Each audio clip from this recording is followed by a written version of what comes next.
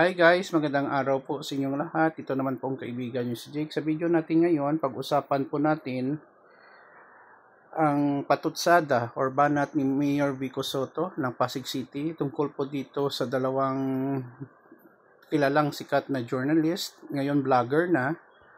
Kahit hindi niya pinangalanan pero may mga picture po dito. Si Corina Sanchez Rojas at Julius Babaw. Tungkol po dito sa pag-interview sa mag-asawang diskaya ng mga kontraktor at pumasok sa politika na medyo hinala at questionable ang kanilang kayamanan, no? Or bilyon-bilyon. So dito guys, pag-usapan natin kung ano ang kanyang saloobin at magbigay po tayo ng ating sariling opinion tungkol dito. Kung bago lang kayo sa channel ko at gusto nyo ang video na ito, paki-like lang po, share, and huwag kalimutang mag-subscribe. Ayon po sa post ni Mayor Vico Soto kahapon, ito po may 2.5 million followers. Sinabi niya, with these interviews again going viral, let's look at it a different angle. Bago tanggapin ng mga kilalang journalists ang alok para mag-interview sa kontraktor na pumapasok sa politika, hindi ba nila naisip, oy tika, ba't kaya handa to magbigay ng 10 million pesos?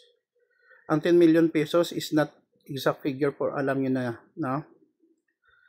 So, para lang magpa-interview sa akin.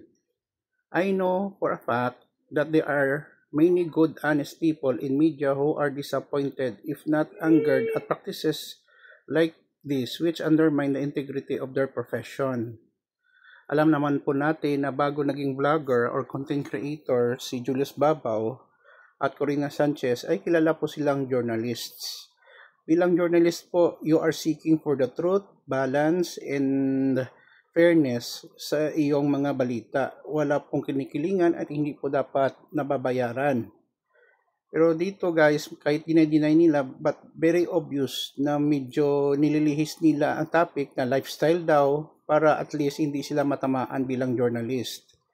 In this case, maybe they didn't do anything technically illegal, but at a very least, it should be considered shameful and violate of the spirit of their code of ethics. Pwede silang magtago sa gray areas. Hindi naman journalism ito. More on lifestyle lang. Tama naman. Sabi nga ni Julius Babaw, para lang daw na maghikayat at mag-inspire, no? Magsipag sa buhay at maging mayaman. Kailangan lang kasi ng sponsor, pero wag na tayong maglokohan. They rose to national prominence as broadcast journalists, news personalities. Puhunan dapat nila ang kanilang reputasyon at kredibilidad, which I totally agree. At sa ganitong kalakaran, ito rin ang reputasyon at kredibilidad ng pinahihiram nila sa mga korap kapalit ng, alam niyo na guys, pera. Let's remember that corruption is systemic. It permeates into a very sector of society, not just government, but we can slowly but surely break this cycle if more and more of us consistently do our part, wherever we are in whatever position, maybe one step at a time. So, tamang-tama, no? Ito nga ano yung parang naging gateway para gumanda ang buhay nyo noong nagpa-DPWH kami. Ano ba masasabi ng mga netizen natin? Mayroon pa sa dinagdag si Mayor Vico Soto. Hindi naman sa gusto kong gumawa ng bagong kaaway, pero tingin ko kailangan din mapag-usapan ito Nagkataon malakas ako noong halalan, pero kung sa iba nila ginawa to, baka wala na. Anyway, kayo na po ang bahala sa akin. When the press is for sale, the truth is the collateral. Okay. Nako po. For the love of money is the root of all evil. Supposed to be the perfume of their career and turn into a poison. Environmental journalism.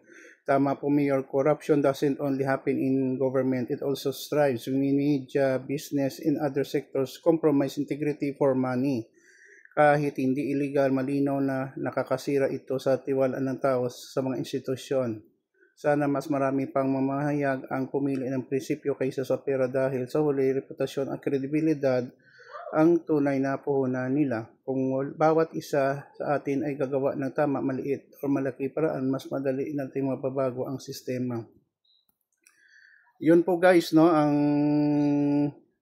banat ni Mayor Vico Soto sa Dawa, no, si Corina Sanchez Rojas at Julius Babaw. Ano ba guys masasabi nyo? Please put in the comment section of our video. Maraming salamat sa inyong panonood at suporta sa akin. Please like, share, and huwag kalimutan mag-subscribe kung bago lang kayo sa channel ko. Mahal ko kayo. Ito naman pong kaibigan nyo si Jake. Paalam. I love you all. Ingat po tayo lagi.